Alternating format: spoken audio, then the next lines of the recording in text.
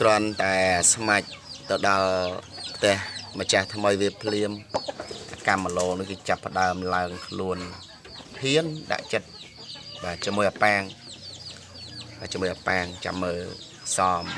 សាកកម្លាំងតិចមើលនេះអាប៉ាង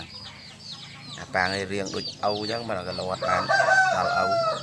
អូវាសេកាត់នោះជាមួយមេខ្នាយកន្លងជុំអានេះបងវាជុលល្អបងប្អូនណាបងវាជុលរោបាទពូចឹងឯងប៉ុន្តែរៀងរោចឹងឯងប៉ុន្តែរោបងប្អូនណារោជើងទទេមកចឹងសម្រាប់បងប្អូន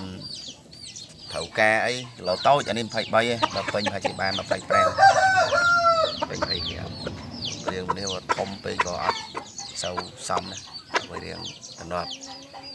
ប៉ុន្តែរៀងស្អាតណាសំឡេងតាន់ដាច់លេងកូនមន់ផងទេអំពំបាច់តៃតាំងពីហ្នឹងក៏បានតែមួយក៏បានណាតម្លៃចែកជូនសមរម្យ